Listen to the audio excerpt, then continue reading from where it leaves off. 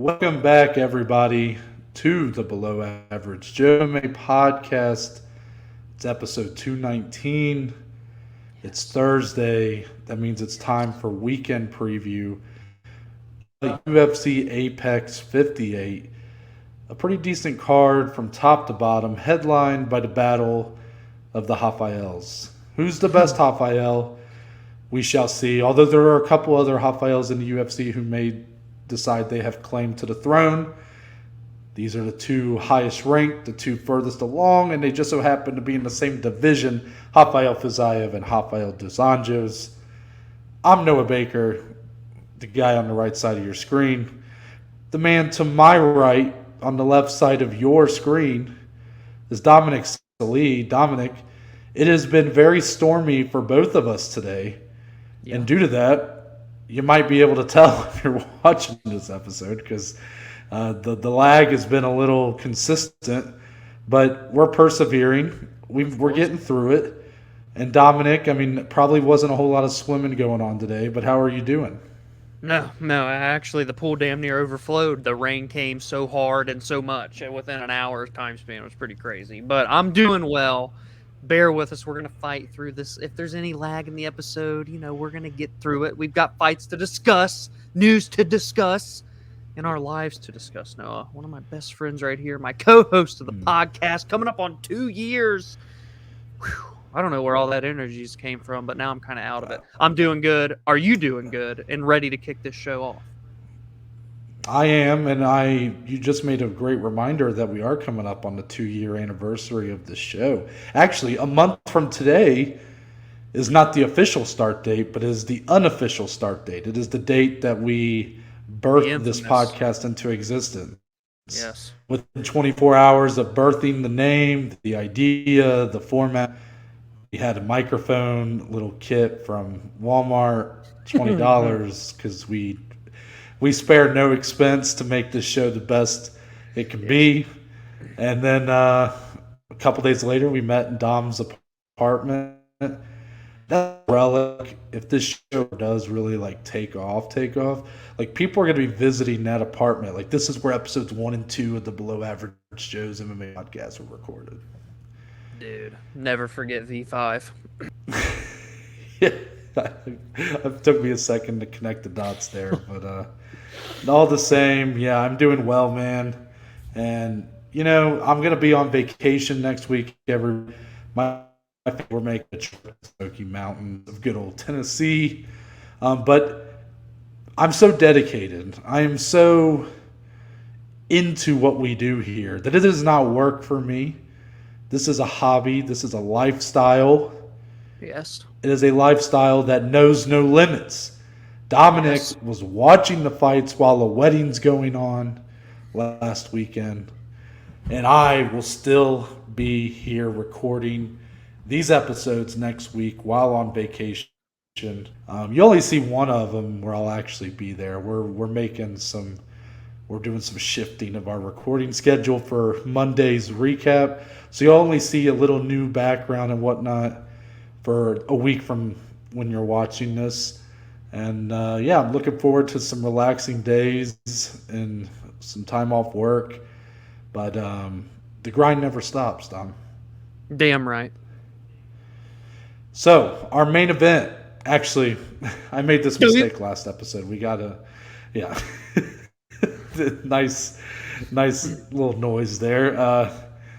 We got to plug our social media, and I've done enough talking about my vacation and whatnot. So, Dominic, you're the man plugging us today. Take it away.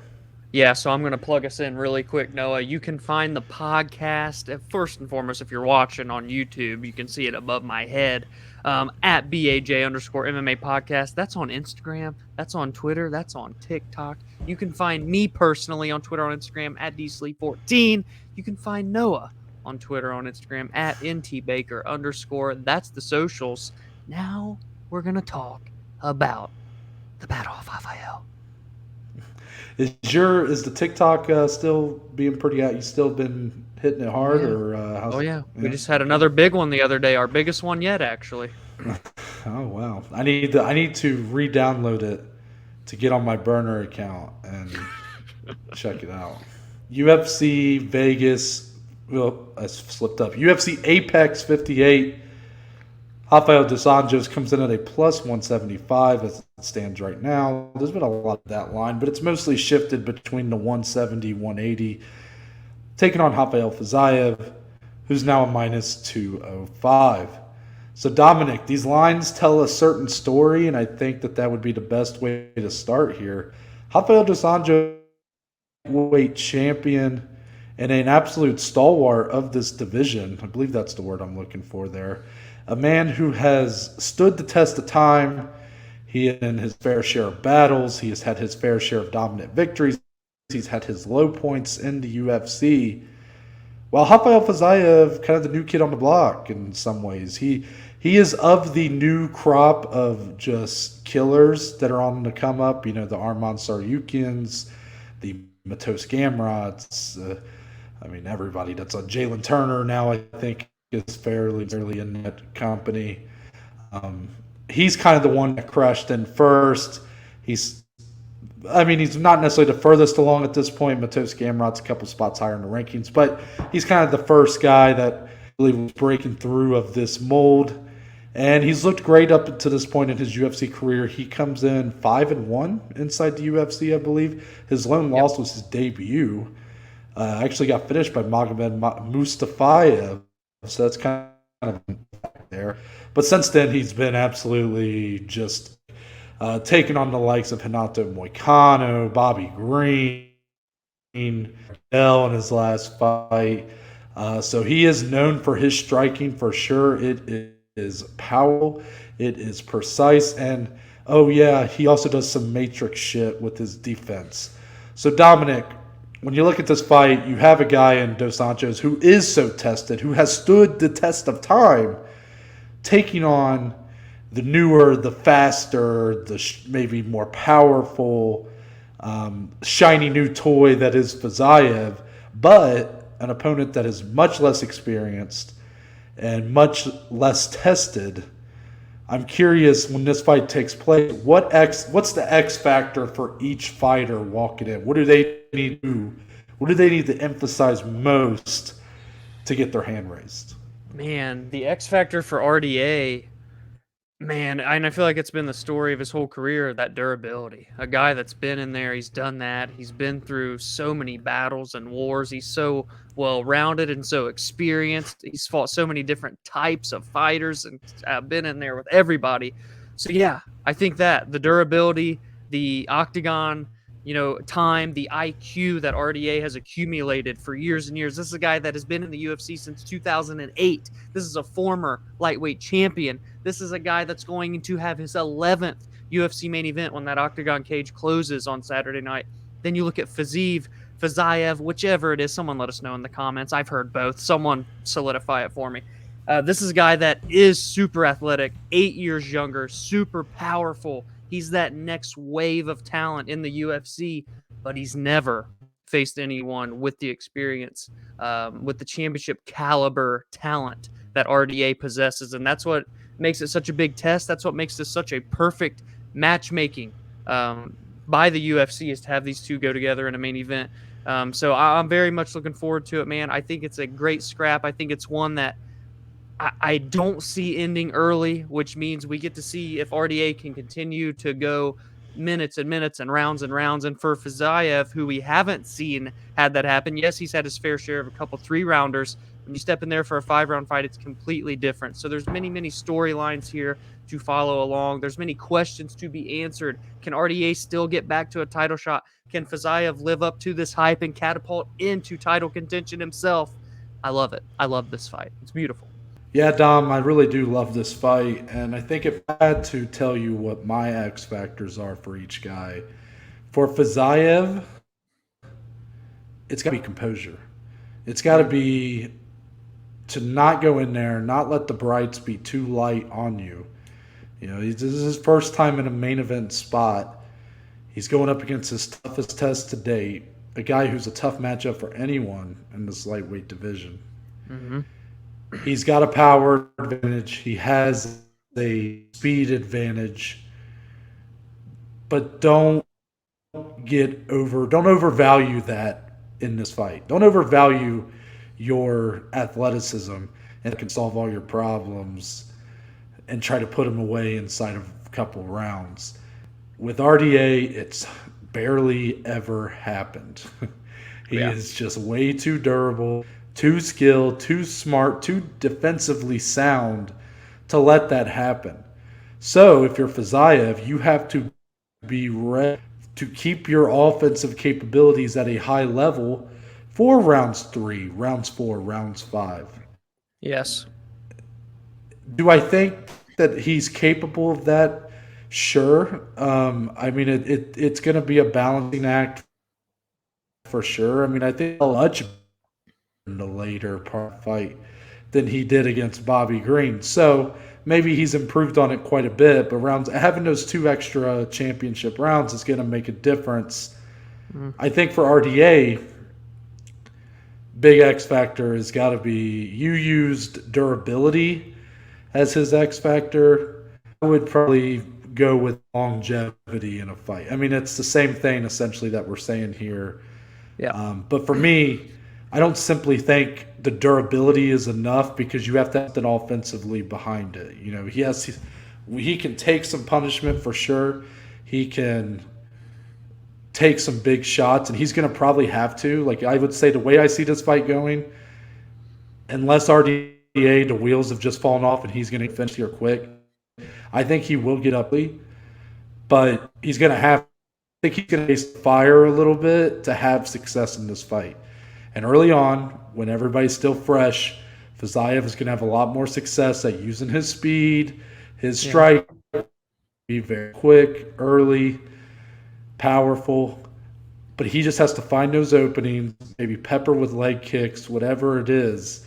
Try to just knock him down a peg. And then when you get to rounds 3, 4, 5, that's where he has to really try to. Anytime Fiziev makes a big movement, he goes for a big shot, a big spinning kick or something, you go for the clinch, him up against the fence and try to take him to the ground. And even if you don't get him to the ground, you force him defense, which is so exhausting, and make him fight your fight. I mean, RDA is so talented. He is one of the most well-rounded fighters inside of the entire UFC.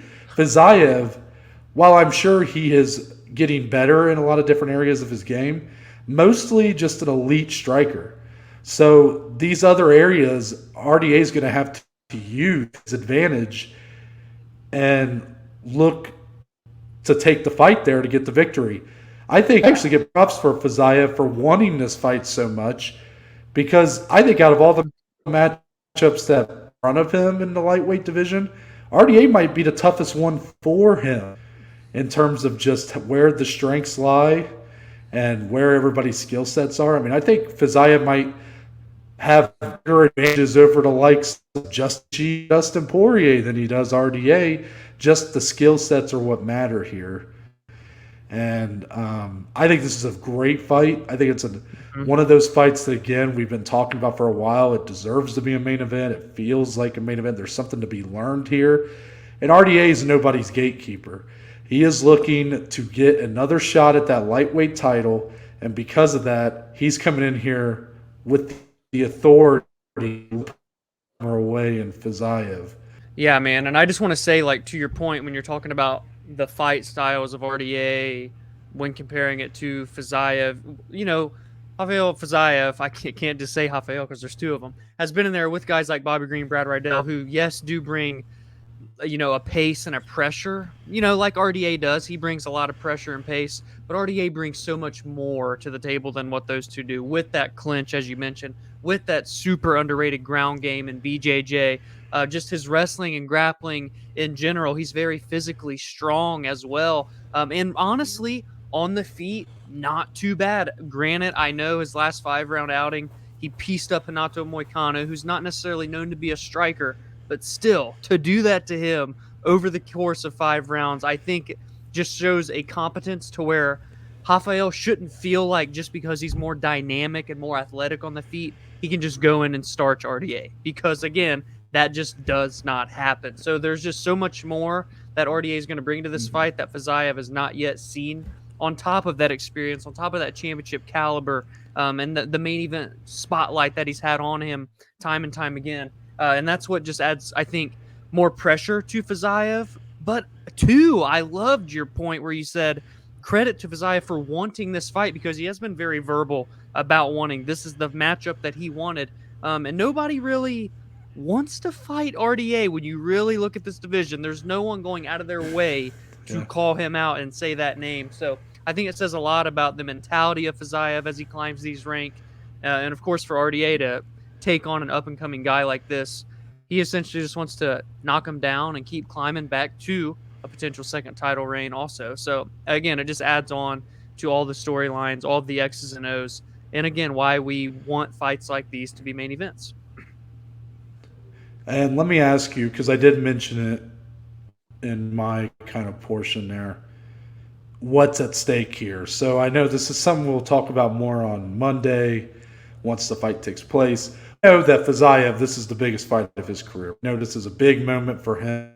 It's his fight against a guy who is a literal mainstay, been in the UFC since like 2009, has been a lightweight. I mean, the whole former or future Hall of Famer for sure. Like, the guy's got the resume that's unparalleled in this division. Yeah. But for RDA, who, if you look at this fight on paper, you assume he's playing the gatekeeper role, which is why I kind of shot that down, because I don't think that's really fair to him at this point. I think you've seen on the performances he's had in his last few fights that he's back. He's not just trying to collect a couple more paychecks and then head on retirement. I mean, he's truly making a run here. Yeah. And, yes, I know he's had some pile up in the last few years, but he was also floating between a welterweight. And, I mean, he was never a good fit at welterweight. He's just too undersized for what his skills allow him. So now that that was kind of a big problem for him. The Paul Felder and Renato Moicano performances, I think, tell you a lot about where he still, is in this heap. Even though, funny, both of those opponents be short notice. So that might have inflated his performance a little bit, but I still think you watch the skill set unfold in the fight, and you know just how good he still is. And those opponents are. Renato Moicano, definitely not a guy that just – I need to come off the couch or come out of the commentary booth and take another fight, and he did. So, anyways, my whole point, Dominic, does not appear to be just slowing down, does not appear to be just, wanting to play that gatekeeper role, but truly how much is at stake for him here? Do you buy in that over Fiziev could put RDA in a position to where maybe it's one more and then he's fighting for a title? Maybe it's a title fight if the performance is big enough. I mean, it's a talent-stacked division, top-heavy for sure in terms of star power. Where does he kind of fall in right now in your eyes in the ranks? Yeah, that's a tough question. And I know we talked a little bit off recording as well. I feel like skill set wise, like you said, against the Felder, against Moicano, you do see where he still lies at 155 pounds. I would say, especially, Fiziev, again, not leading the charge, but kind of second in charge of this new wave behind Gamrot. And, if he were to come in here and beat RDA, it puts him right there in front of Gamrot by one spot. So they're just going back and forth.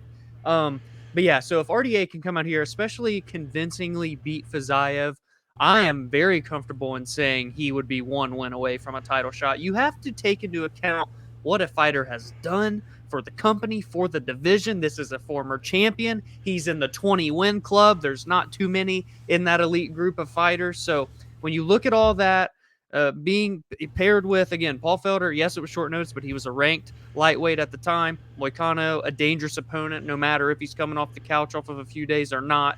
And then now Fiziev, ranked number 10, I would comfortably say he would be one away. And I'd love to see him up against some of these other veterans like himself, because I've said this on the show before.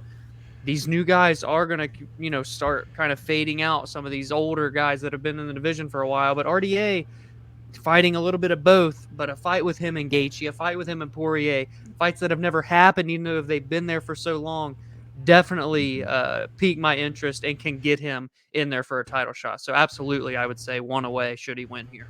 Yeah, and I mean, not to over again. I'm going to try to keep most of these thoughts to the side. I know that's more what we talk about there. But I do just want to mention that depending on the kind of performance we get, he might be on a short list for a Conor McGregor return fight. Are you guys tired of me talking about Conor McGregor return fights? Well, there's another one. A fight that was supposed to happen, UFC 196. RDA had to pull out. That's when the whole Nate Diaz inserts himself, and the rest is history. But now here we are a few years later. Look how the turns have tabled, and all of a sudden RDA could be on a short list. I'm just saying. Yeah. But, Dominic, we're going to transition into some tidbits. Let's do it.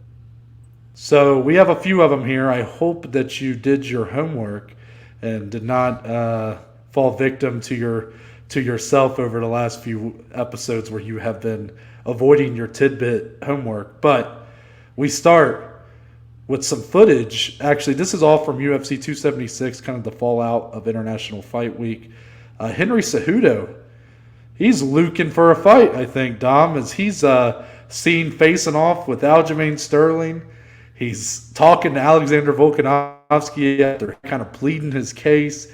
And then, in a magnificent clip that went viral on Twitter, he is WWE style mixed with a little bit of The Office, interrupting Sean O'Malley's interview post-fight, calling him precious.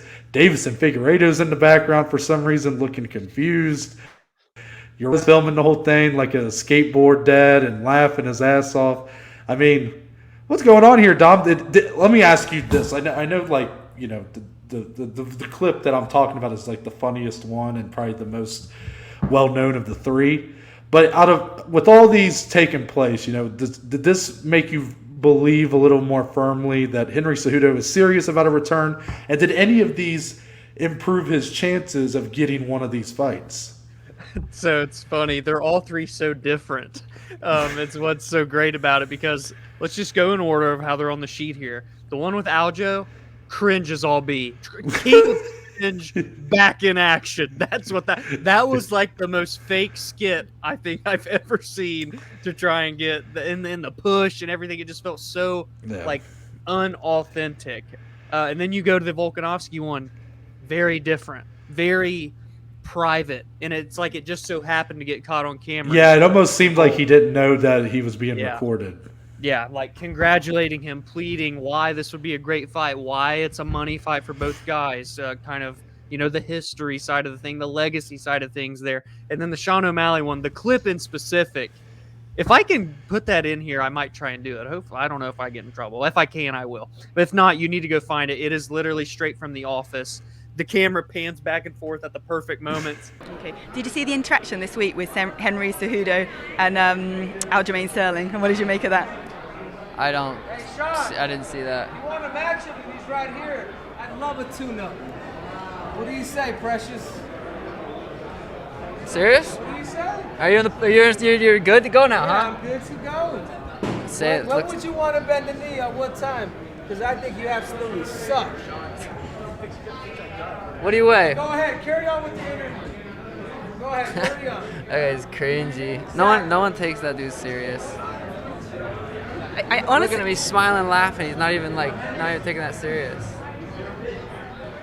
And I don't know, like, Sean was genuinely like, are you serious? Like, I'll do it. Are you being real with me? Kind of like how a lot of the MMA community is with, you know, Cejudo and how he's hinted at coming back. So while they were all so different, I do feel like the one that just felt the most authentic, the most genuine was that interaction with Volkanovski. But when you look at what Volk's wanting to tackle next, move up to 155, I just don't know if that's in the cards right now. But I do think, regardless of if it's cringe or not, Henry Cejudo does truly want to fight again. I really do believe so. He re-entered the USADA testing pool. We've talked about that a little while back.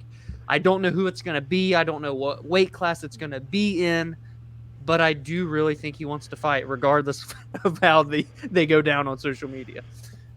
let me just say what a funny realization it was to me hearing you speak that how your lack of understanding of the copyright laws. You think a little video on Twitter is going to get us in trouble. You posted whole scenes in our episodes, and you think that's what's going to get us copyright claimed?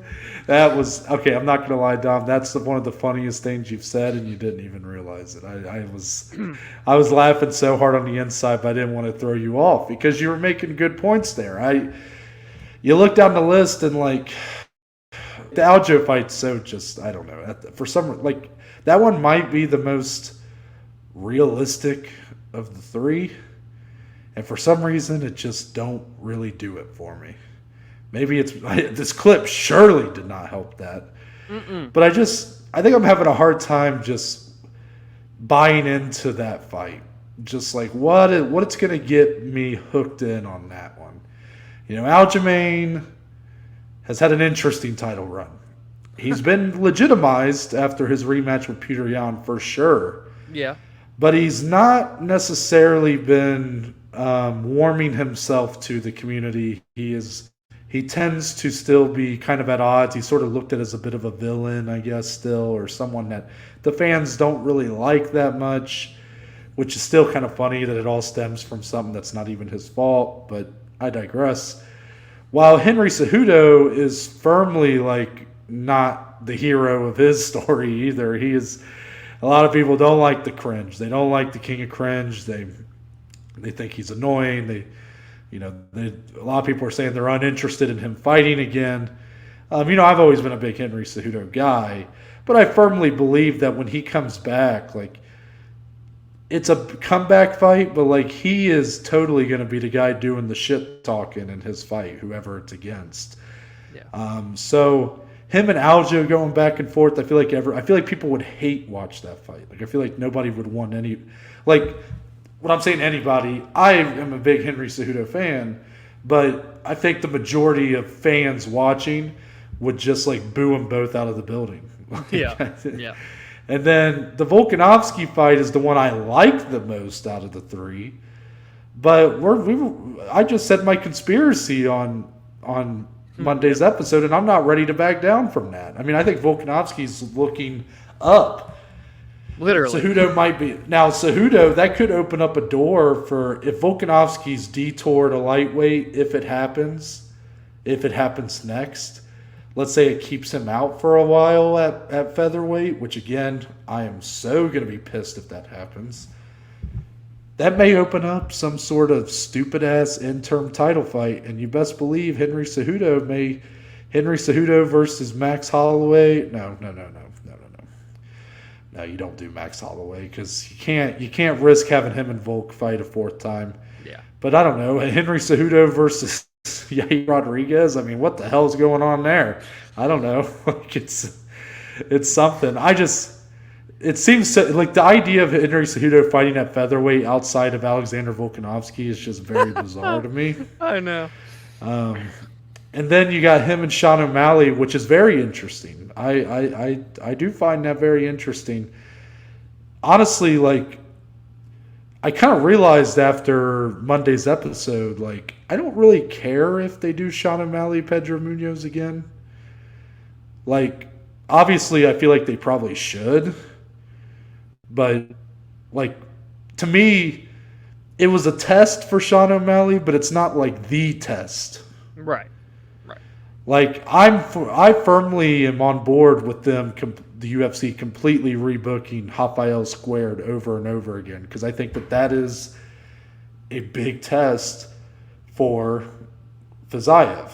Yeah. With Sean O'Malley, is a test, but he's not necessarily the test. And it's not because he's not good enough to win or anything like that. He was winning the fight before he got poked. It's just nothing out of his strengths, out of his skill set necessarily tells me that like he is the guy that O'Malley needs to prove he can beat to show that he's elite. Right. Henry Cejudo could very much be more in that kind of line. I mean, I don't know. I'm not even saying that. I just think Henry Cejudo would be a very fun matchup with Sean O'Malley. It would be. The talk for that fight would be comical. It would be hilarious. It would be fun to Yes. watch. I mean, Yes. And that clip that went viral was just a preview for that. Yes, very much. Also from UFC 276, Dom, I don't talked about this or addressed it on air, but you ever had the books like Where's Waldo? Yes. They need to do a Where's Dana, because he was nowhere to be seen Saturday night, nowhere to be found at UFC 276. He was. He wasn't there the entire fight week. He wasn't at the fights. Dominic, where's our favorite president? Where is he? What the hell? I don't know. He really wasn't there. I knew he wasn't doing the belts in the ring or in the octagon. But yeah, he wasn't there all week. International Fight Week, he wasn't in the post-fight presser. Haven't heard from him since, and it's Wednesday now when we're recording this. He did do a couple interviews on Fight Week, but not near as many as he normally would.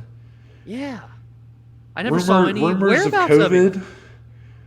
Yeah, COVID has been kind of rumored, and also the fact that it's so hush-hush makes me think that maybe it's something, maybe it's something personal. I don't know. Yeah. I think I speak for both of us that we just hope that Dana White's okay. I mean, that's kind of because it's just kind of crazy. Like it just kind of dawned on me afterwards. I'm like, he wasn't not there. Yeah. Wow. It's the biggest week of the whole year. Wow. He wasn't there at the last pay-per-view either.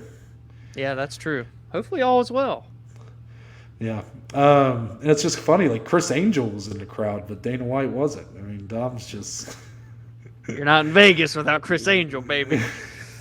Chris Angel, the future president of the UFC, maybe. I don't know. Basically. Next two. Both involving the PFL. So Dominic Claressa Shields... kind of forgot about her a little bit, but she has still been trying to break through into MMA. She went 1-1 for the PFL, where she's 1-1, I guess, up to this point in the PFL. She debuted a year ago or so. Then she lost on the same card as the championships, I believe. Yeah. It's been kind of up in the air since. Well, she just got announced that she's going to be boxing at the O2 Arena in September. So, Dominic, it kind of looks like we're not going to be seeing Claressa Shields fight in MMA anytime soon. And I wonder if this puts her in future MMA in jeopardy coming off that loss last year. Yeah, this does make you wonder because she's still, pound for pound, the best women's boxer in the world and, a multiple-time Olympic champion in that sport. So, being that she is, and she made it clear during the transition to MMA that she wasn't just giving up boxing. She was still going to compete and do both.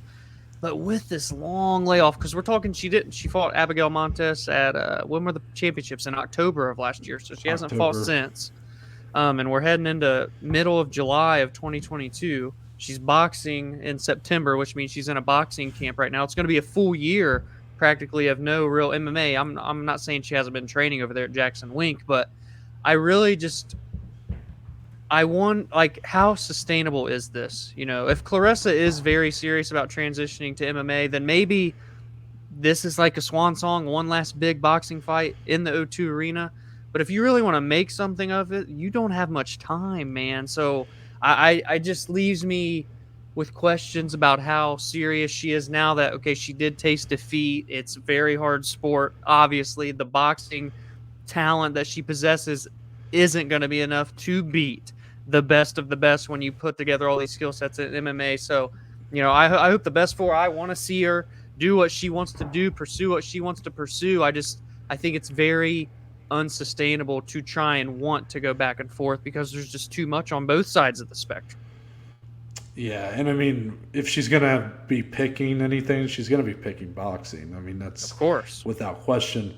And especially, I kind of wonder if maybe the Katie Taylor-Amanda Serrano fight may have had an impact because that fight was pretty massive. And women's boxing before that had just not been near as lucrative as men's boxing. I mean, women's MMA was bigger in women's boxing. And it probably in some ways still is. But, that Serrano-Taylor fight was just very big, Madison Square Garden. And now you got Amanda Serrano and Jake Paul that are doing Madison Square Garden again in August, and Katie Taylor is going to be getting a big fight here soon, maybe with Chris Cyborg or someone like that. And this card, actually, that Claressa's fighting on, it's headlined by 2 like big women's fights. So, and it's at the O2 Arena. So clearly, there seems to be this market right now for more women's boxing, and can't blame her for trying to capitalize on that, since she is literally one of the best in the whole sport. Yeah. But it does make you wonder.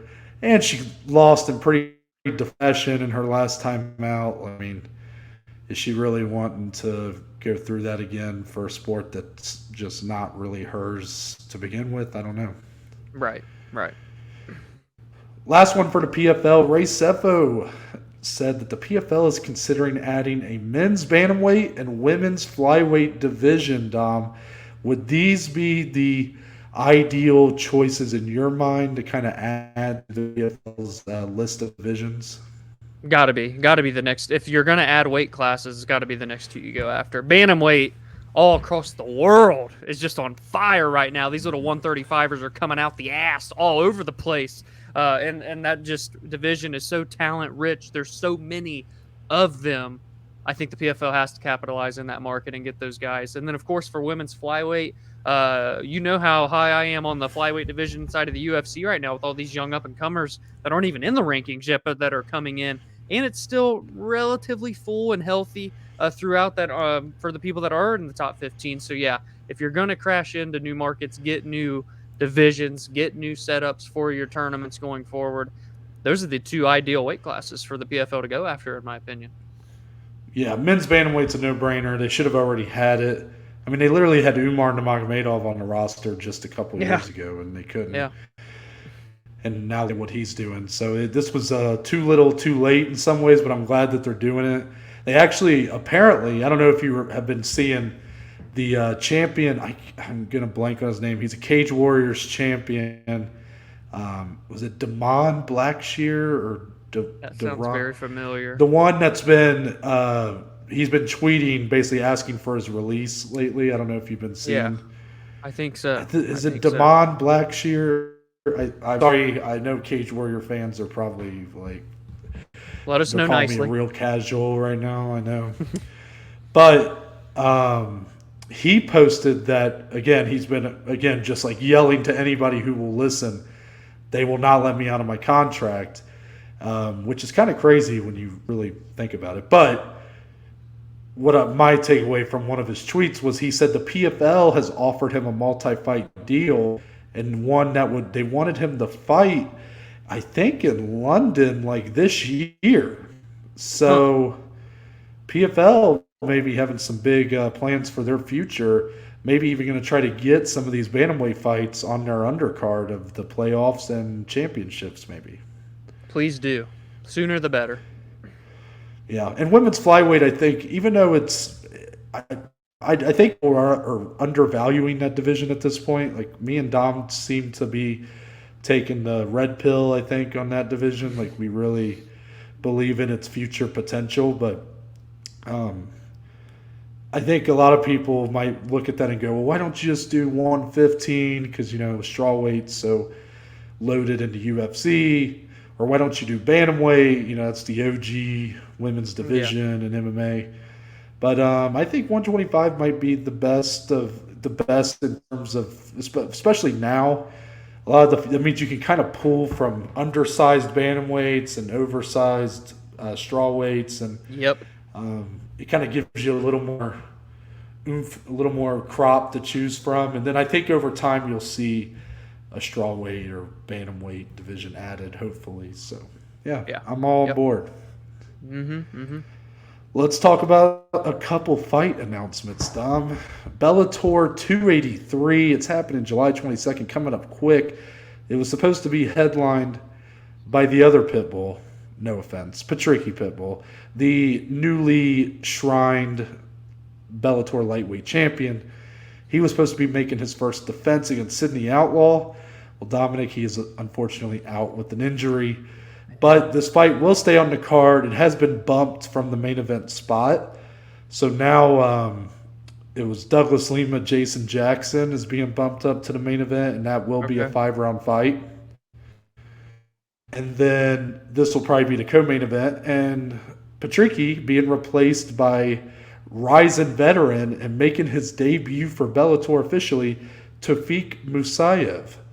So Dominic, the thing here is Musayev, while never fighting officially under the Bellator banner, he's fought Bellator fighters over in Ryzen with the co-promotion. And most importantly, he has a win over the current Bellator lightweight champion in Patricky Pitbull. So a massive opportunity for Musayev to come in here on his debut, coming off a loss actually in his last fight in Ryzen for a belt, and he could potentially get one win over Sidney Outlaw and be fighting for the title in his next fight.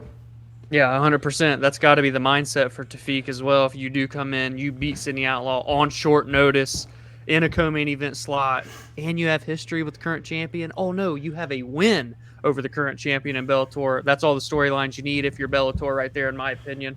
It's unfortunate for Pitbull just because it was going to be his first title defense. You know, he got that vacant title shot, won it convincingly, and was going to make that first defense. Hopefully all is well with him. Hopefully if it's an injury, it's nothing too serious, that he can get back shortly, hopefully by the end of the year. But yeah, I like this opportunity for Tofiq against Sidney Outlaw. It's a number one contender fight. Regardless of if it's debut or not, I'm here for it. Awesome. UFC Paris has added a pretty decent fight here in the middleweight division. Nasruddin Imavov, we haven't seen him in a while. He's been kind of struggling to get fights to get into the octagon, and he is going up against Joaquin Buckley, new Mansa coming up. So Joaquin Buckley making that jump to top 15 competition. How prepared do you think he is based off of the win streak he's on to go up against someone like Nasruddin Imavov? I like that he's getting the opportunity for top 15. And again, when you have a performance like he did against a great physical, demanding grappler like Albert Duraev, you got to feel a little bit more confident in him going into this fight, right, with Imavov, because that's what he does. Imavov a little bit more put together on the feet. I think he's a little bit more of a threat on the feet. But at the end of the day, he does love to keep that pressure forward, grapple a lot, drown his opponents. But I like it. I like this matchup. I believe Imavov, I don't know if he is from France originally, but I believe he does fight out of there. So they're stacking this card at UFC Paris with people from Europe and from France in general. That card is already so great with the 3 or 4 we know of for sure. Now this one, a top 15 matchup. I love it. Keep adding on to it. It's your debut in Paris. You got to go big. I didn't realize that Imavov was fighting out of there, so that actually adds a little bit more to that. Because the UFC don't, like with the London cards, yeah, they'll like stack it with a lot of the UK talent, but I feel like outside of that, they don't really, maybe Brazil, they'll do a little bit, but you know, I always see people clamoring for like, you know, Volkanovski after his win Saturday. People are like, oh, his next defense needs to be in Australia, and it'll probably be in like Phoenix or Dallas or something. Yeah, which Salt Lake I City, don't Utah. really have a yeah, like I don't have a problem with that, but I've seen some people like Ariel has been kind of tooting that horn a little bit, so I don't know. It's not really something that I care that much about, so yeah. I digress. Let's get on into the rest of UFC Apex 58, the co-main event. Sees 2 relative newcomers, 2 guys coming off of debuting victories inside of the UFC octagon. Also 2 guys coming off of big Contender Series performances. That's right, Contender Series, very close to being back in our live. Caio Bahayo taking on Armen Petrosyan. So Dominic, this is 2 guys with kind of different takeaways from their first fight. Bahayo looked fantastic against another debuting fighter from the Contender Series, Musayev.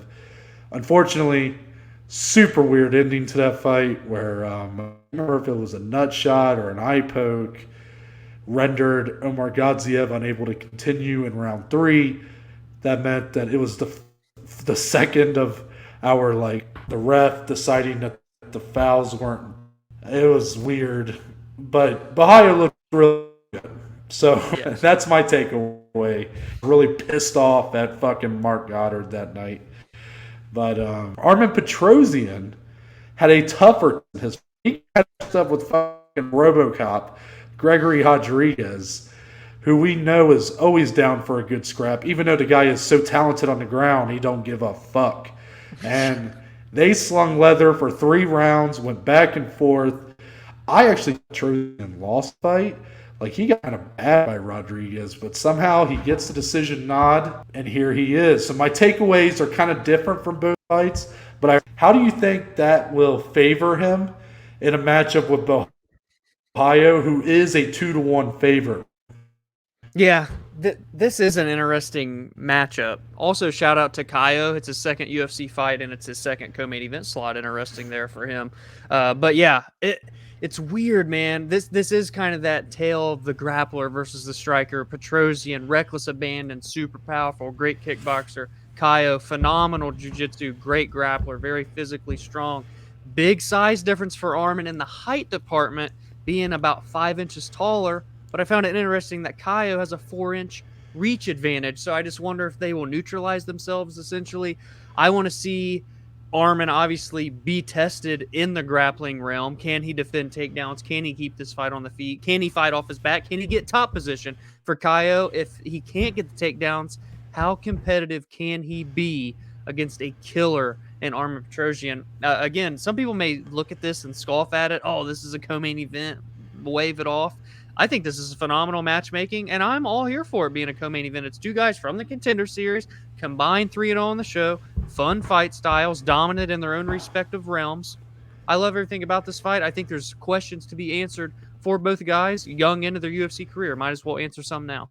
Yeah, I completely agree with you in most of what you said. I do think in an ideal world, fights are a little bit more stacked, and this doesn't have to care of being a co-main on its shoulders. But if you compare this fight to a lot of the co-main events we get, I think it's up there for sure. Like, I mean, it's rated in terms of skill we're going to see and the kind of fight we're going to see. But I'd like to think it's going to last quite a bit, and I think we're going to see both these guys put on shows. So no, you can never be opposed to that. Follow fight, we go down to bantamweight. I almost said featherweight. And we will be seeing Douglas Silva de Andrade, maybe pound for pound the most beefy man in the UFC. Like, this is just like, this dude pisses motor oil, I swear. Like, this dude is fucking beefy. Yeah. And he's taking on Saeed, not related to Khabib Nurmagomedov. So Dominic, Saeed is coming off of, despite the kind of the lie of his last name, he doesn't really have any sort of noticeable tie to Khabib. He is coming off a pretty electric fight where he first minute submitted bantamweight Cody Stamann, and now he's taking on Douglas de Andrade, who is 28-4 in his MMA career. He's 6-4 inside of the UFC. So he has, I think his competition outside the UFC got in just a little bit. But even in the UFC, this guy is a hammer, man. If you do not put him away, he will make you pay. And he's done against the likes of Renan Barão and Gaetano Perello. Sergey Morozov last week, very talented. He got the win over Hawley and Paiva. With more, he just fell victim to kind of gassing out. And Douglas Silva de Andrade, despite relative to his size, he's got a pretty good case. But then you saw like Lerone Murphy put on a great performance against him, but never could put him away. So he is a really tough guy to kind of. He's a tough matchup for sure. If you're a bantamweight, it just shows how talented this division is, that a guy like that is not even sniffing the rankings right now. But he is a tough test for anybody outside of it. And for Saeed Nurmagomedov, it's a necessary test he's going to have to pass. I think he has some pretty big potential. But Dominic, how confident are you that he's ready for this kind of test? How confident am I? I mean, I'm relatively confident. I'll talk about that in the bet slip portion of today's show. But I do think it's a great fight. I think it's great matchmaking. And I think this is another kind of tale of 2 fighters here, because with Silva de Andrade, a little bit older, obviously he's 37 now, but he's got 20 knockouts, only 2 submissions. When you look at Saeed, he split evenly, 4 knockouts, 4 subs, and then obviously 7 decisions. So he can get it done everywhere. I wonder, because Saeed too, when you see that Nurmagomedov last name, you automatically go to, oh, they're going to take you down and grind you out. Well, he's, not afraid to stand up and bang. I think it could be a little dangerous against Douglas Silva de Andrade because of the power, but his technique and precision on the feet could counteract that. I think it's actually a really good fight. I do believe in Saeed. And like you said, it is a test he needs to pass. 2 guys showing how stacked 135 pounds is on the outside looking in. Winner has a lot of upside. Even if Andrade wins at 37, he's going to be 7-4 potentially, 29-4 overall. You got to give him a chance up there. So I like this. I really like this. Next one. This is the one that's opening our main card. I believe it still is. I did just get word that Nina Nunes Cynthia Calvillo has been bumped to the main card. So I don't know if any of these fights are kind of out of order now, but we're still going to talk about them in where we have on the sheet because I don't really know what the bout order is. But let's assume that this fight's still on the main card. And I think, Dom, and I don't mean there's no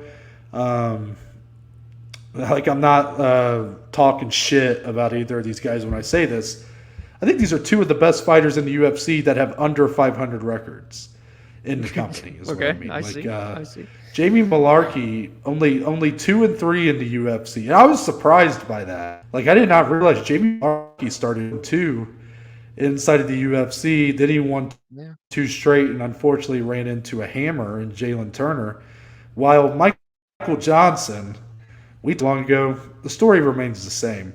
When this guy is on, he can beat almost anybody. At this point, he's a little long in the tooth. He's a little bit older to the point where I don't quite think he can beat anybody anymore. But this is a guy who has beaten Dustin Poirier, knocked him out.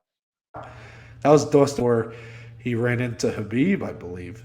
And then he has wins over Tony Ferguson.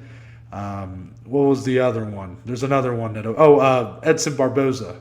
Yes. So wins over 3 just legends of the game. And, that's been his highlights. But then you see the fights where he gets caught in a submission after looking good for 2 rounds, or he gets caught by Josh Emmett with the right hand after winning most of the fight. Something string of bad luck. It just seems to have kind of piled up to where now 13 at the UFC overall. But make no mistake, Dom, I think this is one of the better fights on the card. And I think these are 2 guys very motivated to get that kind of monkey off their back of being considered under 500 UFC fighters. Yeah, very much. That's what it is. I think it's a violent fight. The veteran versus the young up-and-coming guy, but that hasn't performed as well as other young up-and-comers. So it is a fun fight. It's fan-friendly. I don't think it goes the distance. I think it's a banger, potentially even a fight-of-the-night contender, of course, on paper. So no complaints here. I think it's going to be a great one. Hopefully they did keep that one on the main card. We'll find out Saturday. The fight that has been added to the main card, women's flyweight division, Cynthia Calvillo, long from her days of being pegged by Dana White as the next Ronda Rousey, but still a top 10 fighter in this women's flyweight division. She'll be welcoming the wife of Amanda Nunes, Nina Nunes, who not just a champion, she is a top 10 strawweight in her own right. And now she's making the jump. What are you, what's the bigger if in this fight, okay? You're kind of walking with me here. I'm going to try to lead you down this path here, okay? Okay. Okay. So the bigger if. So, or the bigger, what's the bigger, you need answered in your mind? So Cynthia Calvillo, I just said she's kind of far from the days where she was sort of hyped up as a big prospect in the MMA, but she still holds that ranking next to her name. She's not far removed from high-profile bouts with the likes of, she main evented with Jessica Ai not too long ago, I'm pretty sure. So my question is Cynthia Calvillo, is it Cynthia Calvillo, how much does she have left? or is it Nina Nunes making this jump up? How much improved or not is she going to look in a brand new weight class? I hope I worded that because I'm getting out of my mouth. Yeah, so it's always, I think, worth noting when someone late in their career makes a weight class change. Now, this is moving up, so is it that she doesn't want to cut the weight anymore? Is it that getting harder, being that she's 36 now? Or maybe it's just time for a change of scenery? She kind of went back and forth, wins and losses at strawweight, albeit to great competition. I mean, her last fight was a Mackenzie Dern loss, so no slouch there. I think the question does more so lie for me, though, that what if factor to Cynthia Calvillo. And I'm kind of shocked at myself for even picking that as my choice, but it's just she's looked so lackluster 3 straight times out now in a row. And again, also to great competition, Jessica Andrade. She lost to Andrea Lee during her resurgence. You know, she was on our Comeback Fighter of the Year in 2021 nominees. So that was still, you know, that's not a bad loss at the time. But I don't know, man. That hype she never did live up to. So now she's 34. She's even made weight class changes. She's been at flyweight for a while now, but can she really make a run? Because part of me almost just feels like when you look at that Andrea Lee loss, it looked like she was just kind of done. Because that was one where it ended between rounds on the stool. She didn't want to go back out there and fight anymore. So I don't know. There's a lot of pessimism in me for both fighters here, but I think it does lean more strongly toward Calvillo. I'm actually a bit intrigued in Nunes at flyweight now. She's always been a bit bigger at 115. She's just very strong and physical. So I think there's not going to be much of a discrepancy here size-wise for the two when they step in there Saturday night. But I'll go the bigger what if with Calvillo right now where their careers stand. Do you have an answer for that question? Yeah. Definitely Calvillo. I think Nunes, if anything, this will help her going up. You kind of said what needed, not that she wasn't like a small, should be fine. She's coming off of having a baby and stuff. You know, she's still trying to get her career kind of back into focus. So I think she'll be motivated. She'll be good to go, I'm sure, not having to cut the extra 10 pounds. Cynthia, man, I don't even know if you nailed it enough that she didn't just disappoint in her last couple of fights. She straight up looked kind of bad, surprisingly so. I mean, again, 2020, a fight night where she won with Jessica Ai. Now, is it one of the more made fun of main events of recent memory? Yes. But she was still in that spot. And even if the original main event that I'm assuming was there would have held on, it was a high-profile co-main event, a fight that was important for that division at the time, and she won. But then she loses to Caitlin Chukagian. No harm, no foul. Caitlin Chukagian kind of beats everybody. And again, Caitlin Chukagian, long, lanky for that division. Cynthia, a bit on the smaller size. All right, that's fine. But then the Jessica Andrade loss and the Andrea Lee loss, I have nothing against someone, if they have nothing left. I hold nothing against a fighter who, quits on the stool. Health is most important.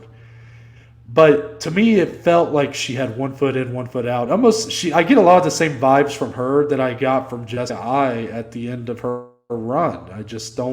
I don't see the fire in her, which what's so crazy is that was why Dana put her in that position to be the next Ronda Rousey, because she was such a fiery badass back in the day. She had so much personality, so much skill. She was so aggressive, went for it, and none of that seems to be there anymore. And I don't know how that happened, but it happened. And to me, that's the big what if here, or the big question between the two. And I want that Cynthia back. I want it. I want Cynthia, please come back. I just want it. Right. Yeah, of course. Next up, Dominic, season 29, bantamweight Ultimate Fighter winner Ricky Turcios is back for his second outing in the UFC, and he's taking on Ayman Zahabi, the twin brother of Ariel Helwani. So, Ricky Turcios. So I'm curious for you, when you watch the show and you've seen Ricky's first fight with Brady Highstand, which was a great fight, he has in such a talent-packed bantamweight division.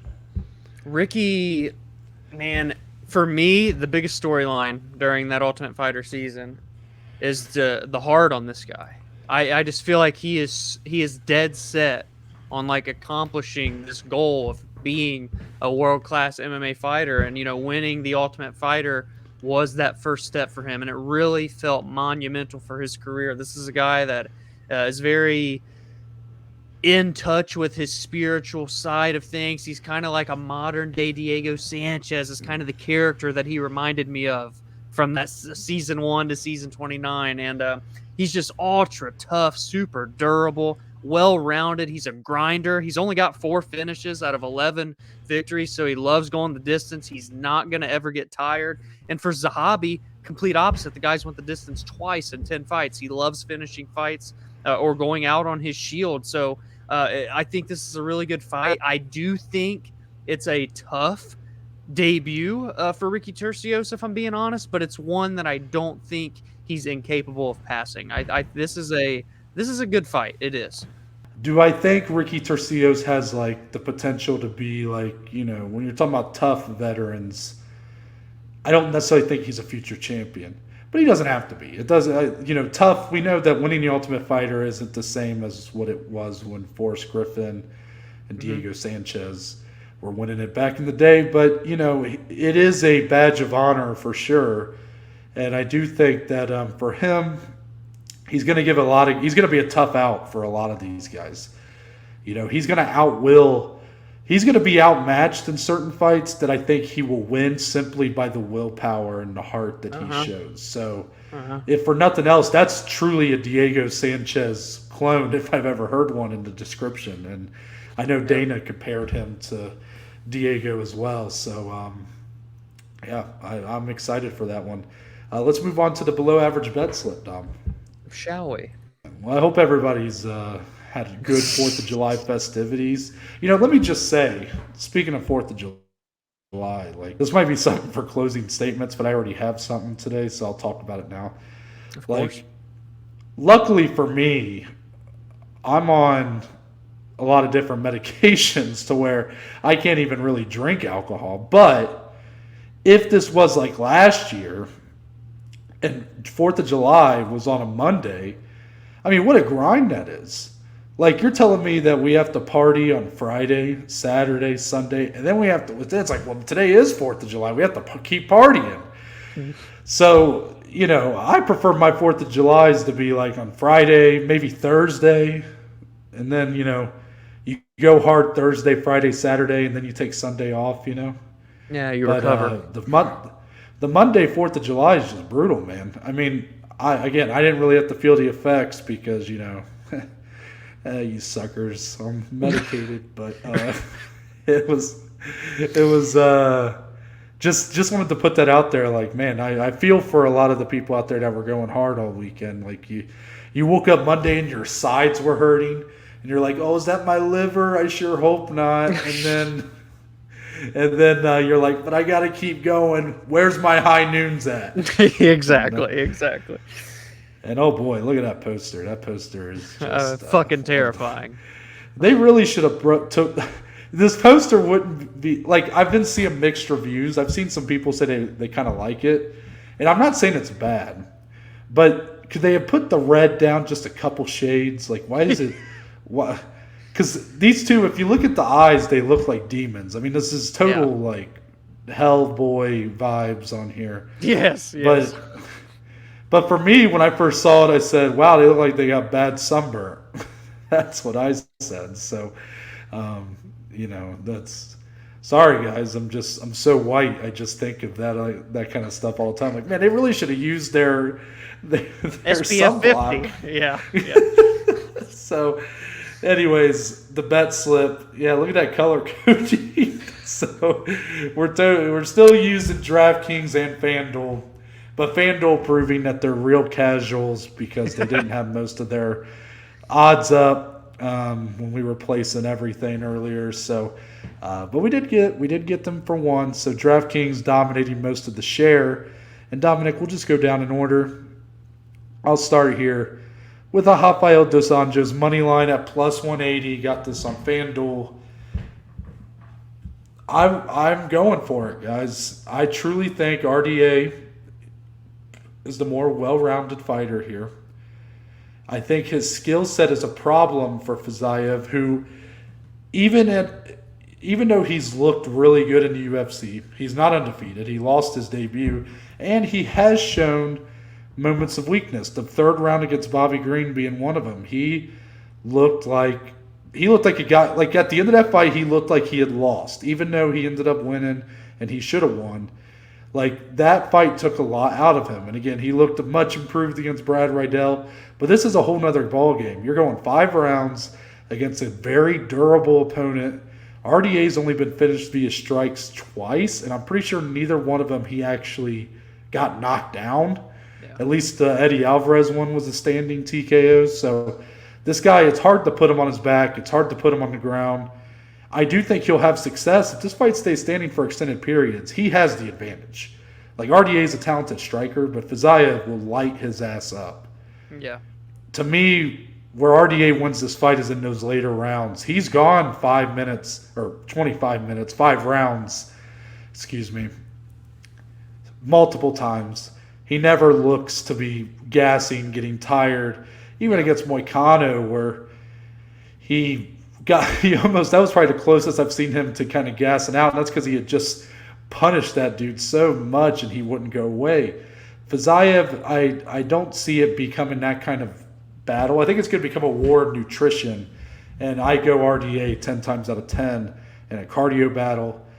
And skill sets, I think Fiziev's going to have to fight off a lot of takedown attempts, a lot of clinch-heavy attack. And that's just going to gas him out even more. So RDA money line, I didn't really think about this fight that closely until like this week. And once I did, I was kind of surprised at how heavy I was on RDA. But I'm putting my money where my mouth is. The dogs are barking this week, Dom. And that's a good transition for you to talk about this next one for us. Yeah, so we both put a unit down on Courtney Casey money line at plus 155. Obviously, the green DraftKings color-coded, blue was FanDuel for RDA. But there's 2 underdog picks here for me that I felt were dog or pass situations. And this is the first one, Courtney Casey taking on the older sister of Valentina Shevchenko, Antonina Shevchenko. Both relatively lackluster in the UFC, back and forth records. I think like a 3-4 on the side of Antonina for Courtney Casey. Her overall record in general is just 10-9. So neither woman with pretty records. But dare I say, Noah, Courtney Casey's last performance, and I'm gonna forget how to say her name, but I think it was Jojua was the last name. She's no longer in the UFC, so it doesn't make Liana, yeah.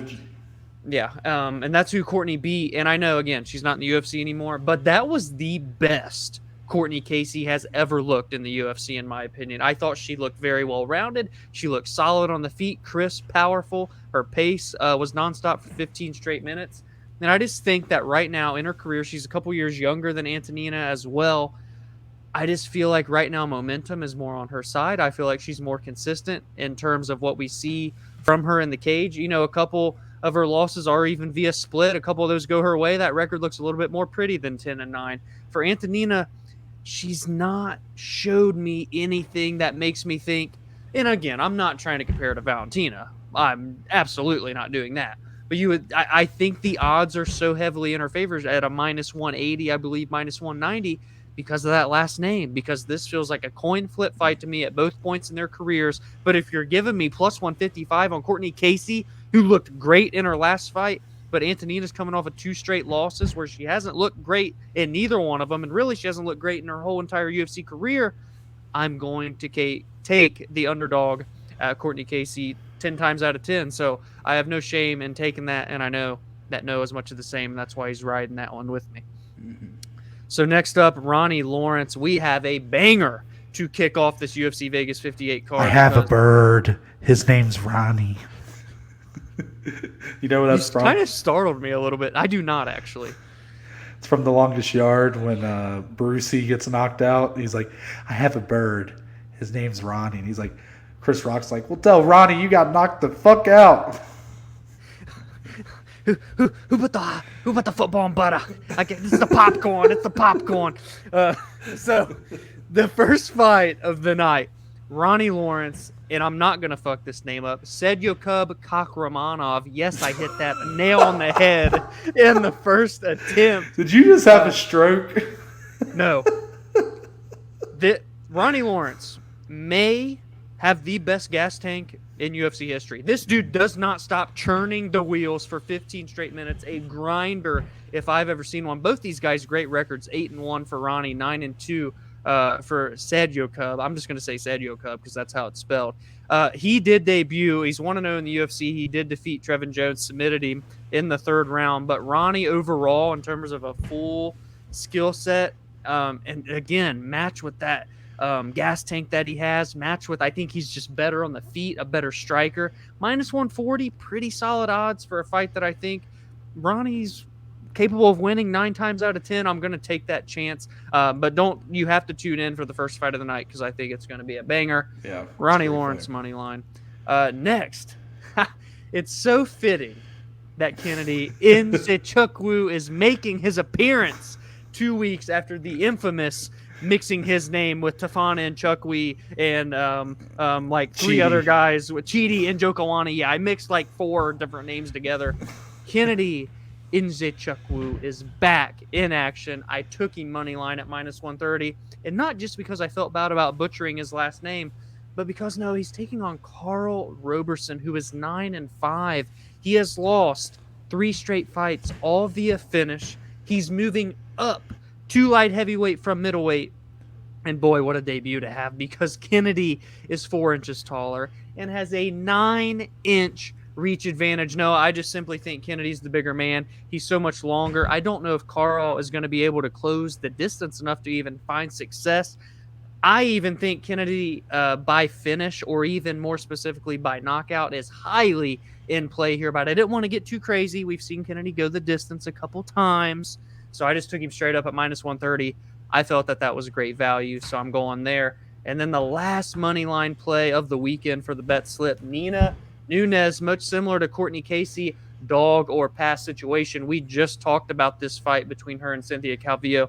Calvillo has continuously underperformed and looked, honestly, like continuously worse fight by fight. Again, good competition. I get it. But when you're not showing me anything, it doesn't really matter what your competition is. And for Nina, I do kind of like that. I know I'm a little bit pessimistic of the weight move, but she's going up. She's not going down. I think it fits her better. She actually is an inch taller than Cynthia in this one, so the size difference not going to come into factor. I think Nina is a much better boxer if she keeps this on the feet, and I think she does keep it on the feet because as good of a grappler as Calvillo is, she never utilizes it. I don't know why she doesn't look to wrestle or grapple more, but she doesn't. And if she does, Nina has a 76% takedown defense. I think this stays on the feet. I think Nina pieces her up for 3 rounds and wins the decision. +130. That's 3 dog plays out of 5 on the money lines. As Noah said, the dogs are barking. The dogs are barking. And Dominic really just... This week, more than any other, I didn't realize he put all his plays in order and then my plays, basically. So we're all just going to get to talk for long periods of time, so which is fine. So now for me, 1.35 units. This is a -135 play. Your heavyweight showcase of the week sees 2 guys coming in with a combined 7 straight losses inside the UFC. Jared Vandura taking on Chase Sherman. I have this fight to not start round 3, and I'm calling this play the "Oh please God, don't let this go to distance" play. Okay, I love it.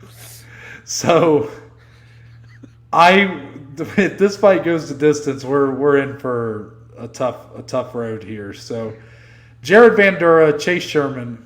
No disrespect to either guy. Don't know why they're on the main card because they're struggling. I mean, that's the reality here. I think Vandura's 1-4 in the UFC, and Chase Sherman combined 3-9 across two different stints. terms. Yeah, so.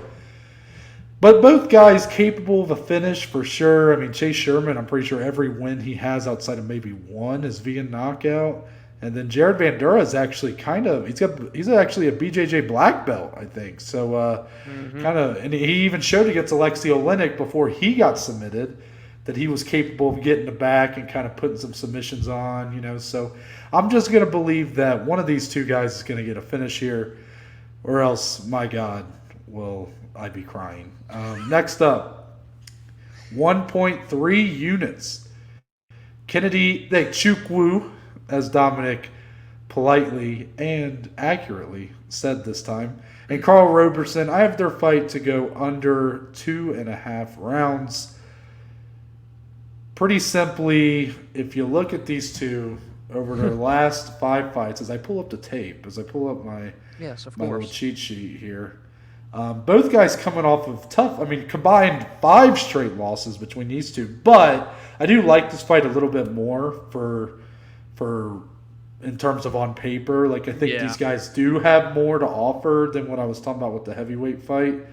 And for Roberson, you're right. 3 straight losses, all via finish, like you said. Also, before that, had a submission win over Roman Kopylov. So 4 straight finishes and 4 straight fights, even if 3 of them were losses. And then for Nze Chukwu, he is coming off a decision loss to Nikolai Negumarunu. That was that one. We had a bet on that one, I think. Yeah, we both doubled down, and that was a super close fight. But outside of that, Dom, he lost by knockout to Da Jung.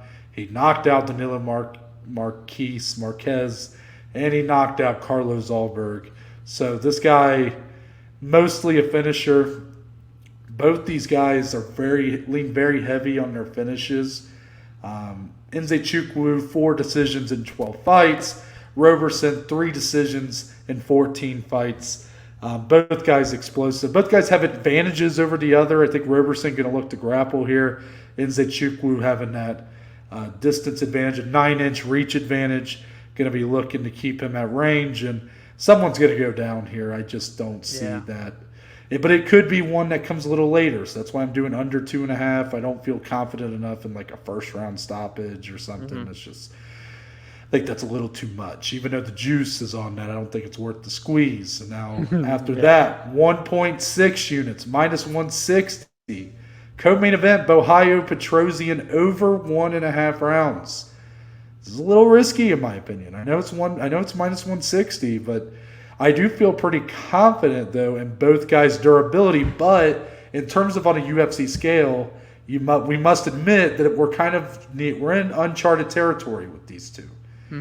Petrosian proved against Rodriguez he can fucking take it, man. I mean, he took an unbelievable amount of punishment and stayed alive and even won the fight. Even though I didn't think he won the fight, it was close enough to where, you couldn't really call it a robbery. While Caio Borralho didn't have much adversity in his first UFC fight, but boy, is he a hammer. And I mean, almost too much, to the point where he was doing some illegal shots that ended the fight early. But both these guys, their power doesn't seem to go away over the course of 3 rounds. So I think they're going to be locked and loaded, heavy-fisted for the entirety of the fight. But I also just trust their durability. So even if there's a late finish, which I could firmly see, I think it happens after the midway point of round 2. Or sure, I hope so. I like it. Last one. 1.5 units on Zahabi Tercios to go the distance. I nearly played Ricky by decision. That was the original, which was like a plus 120. Yeah. So if you feel very confident in Ricky, I think that's the play. Yes, for sure. But I think that this is a very even matchup between him and Zahabi. And even though, like you mentioned, Zahabi only 2 decisions in 10 fights, if you look a little closer, yes, he does have quite a bit of finishes, but he doesn't necessarily have like a ton of power or anything like that. He kind of does it it's punches and bunches. It's the pace he puts on people. I don't think that skill set is what's going to put Ricky out. I think if you're someone who's going to put Ricky out, I think it's going to be by overwhelming him with power. I don't think punches and bunches, because he's such a high-paced, high-volume guy himself. Yeah. I don't think replicating that in the other corner is going to be what puts him away. So for both these guys, I think they're well-matched in terms of they have similar skill sets. It's just one's used to going the distance and one's not. But I do think in this case it does. I'm leaning Ricky, but I also think this fight could be really close, Dom. We've been seeing a lot of decisions where it's kind of up in the air. I was willing to take the pay cut in terms of the payout and go add a little more to my upfront. But that way, if Zahabi gets a decision that's razor thin, I still get the winning there. So I'm trying to be smart. This is my I can't trust the judges play. So you all, that's what it is. So I like it. That's all for the singles. We'll move on to the parlays. And I guess I'll start with mine first here. My money line parlay, 2 legs. All these are 2 legs, actually. Plus 111, Caio Bahayo and Jamie Malarkey. So I've already kind of said my piece about Bahayo. I'm going a little bit off of what I've seen from both guys up to this point, even though Petrosian had a much tougher first fight in terms of the opponent, and I just thought he didn't win the fight. But I like Bahayo being a more well-rounded fighter. I also think he's very explosive. I think he's going to have a speed advantage. But Petrosian does hit like a truck. I just think Bahayo has more weapons, more skills, more ways to win. Jamie Malarkey, man, I wanted to ride with my dude Michael Johnson. He won me some money last time out against Alan Patrick, but I think Jamie Malarkey is really good. I do. I think it's a tough matchup for Michael Johnson. They're really throwing him right back into the fire. 2-3 in the UFC, but I mean, the Jalen Turner loss, are we really going to hold that against him? And at 155, Jamie Malarkey seems like a real problem for a lot of guys, especially someone who you can't ever really trust if he's going to be at his full, confident, skilled self, or if he's going to be lacking a little something coming in. Yeah, I like that, Noah. For my money line parlay, it came in at plus 100. Copy and paste what Noah said about Caio. I just think more routes to victory, especially if he gets the fight on the ground. Then I really see problems for him against Armen Petrosian. Second leg, Saeed Nurmagomedov. Oh, well, I bet it because of his last name. I'm just kidding. I think he is just the more well-rounded fighter. He is 7 years younger than Douglas Silva de Andrade. I think he's just a little bit better everywhere. If he can just avoid the big shots of Andrade, I think he bests him on the feet. I think he can out-grapple him. I think he can just work at a great pace for 15 minutes if that's what the fight calls for. And again, kind of just more past victory. If you're Silva de Andrade and you don't land that power shot to really rattle Saeed for the remainder of the fight or put him away, I think you're going to have a hard time getting to the younger, more athletic, just better fighter, in my opinion, right now at that point in their careers. So that was plus 100. And then I'm back. It's been a long time since I've had a variety parlay, and this is a violence variety parlay. It's plus 103, Vandura Sherman inside the distance, Johnson Malarkey inside the distance. Copy and paste again what Noah said about Vandura and Sherman to not start round 3, because I think it's 2 guys that are due for a win. Dare I say, both guys are fighting for their damn careers in this fight. I think they will go out reckless abandon.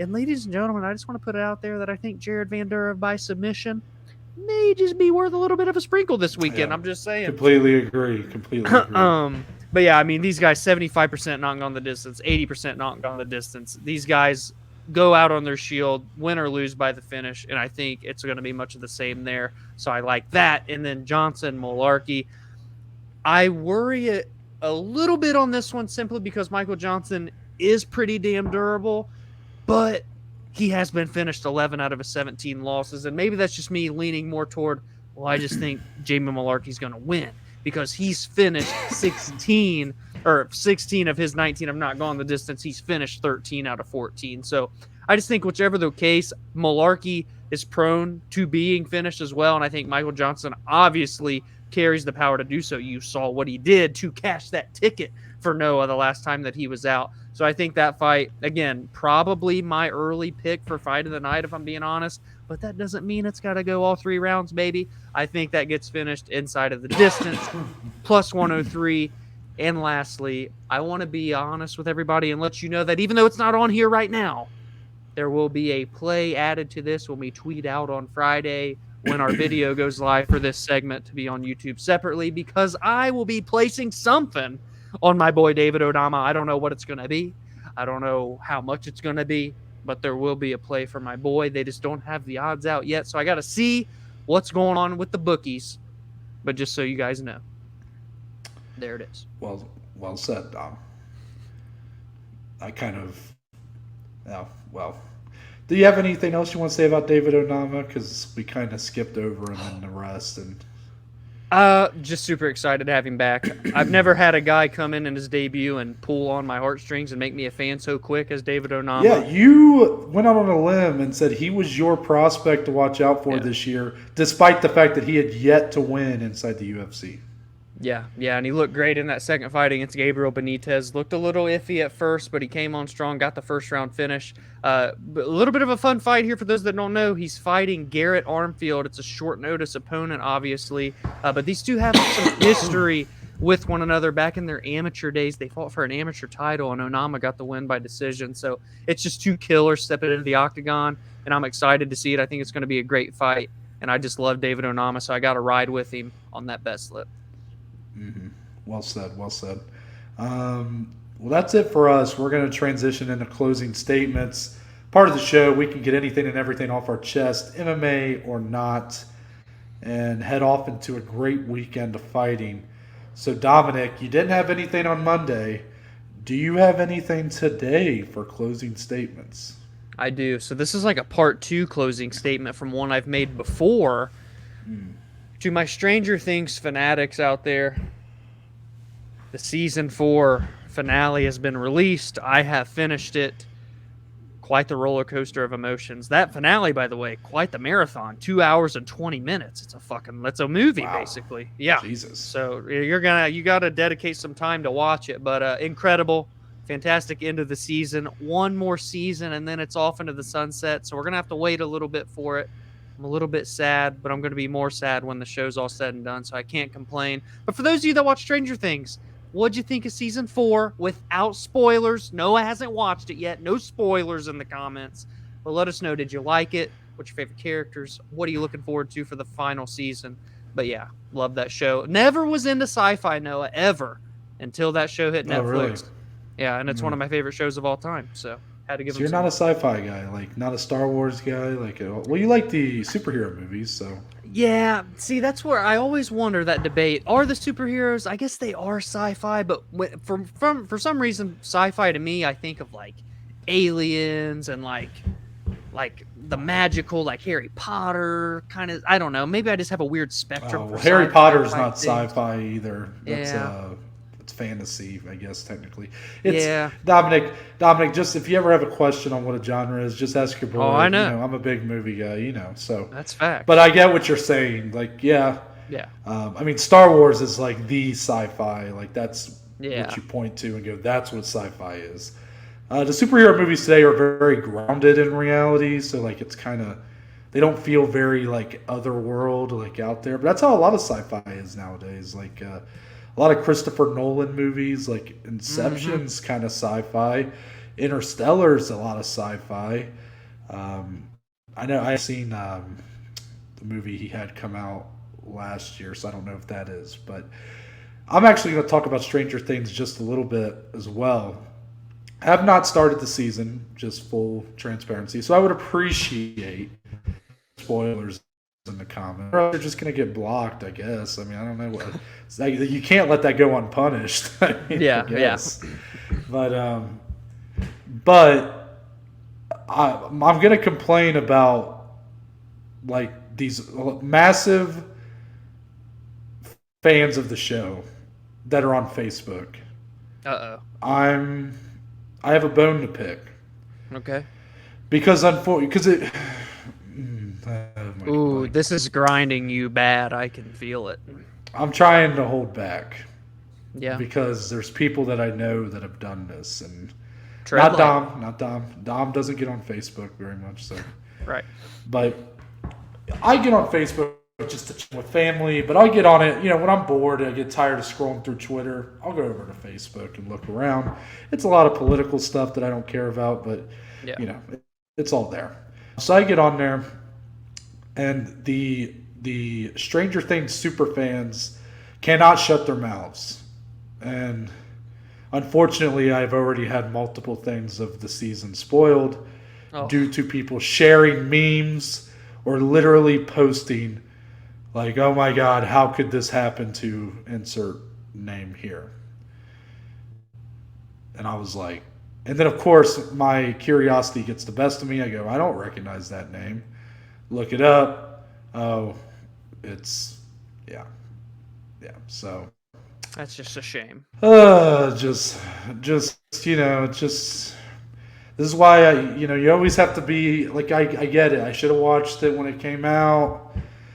Man, guys, like I watch a lot of stuff. Like, I gotta Stranger. I don't have 2 hours 20 minutes for no Stranger Things finale right now. Yeah. But now I do need to watch. I do love the first 3 seasons. I mean, I love it. Yeah. Love that show. I mean, that show is so. I do have a sense of nostalgia for that time period. I know I didn't grow up in it, but Yeah. it's that show really is. It really is like a show that fits my interest a lot. So I do need to watch it, but now I'm just deflated because super fans of Stranger Things have ruined it. So I hope everybody's happy that they shared their stupid ass, unfunny Facebook memes about the season, because now it has spoiled multiple large arcs of the show for me. So that's great. Just thank you. That makes me sad for you, my friend. I'm Noah Baker. That's Dominic Salee. We're the Below Average Joes, and we'll see you guys on Monday.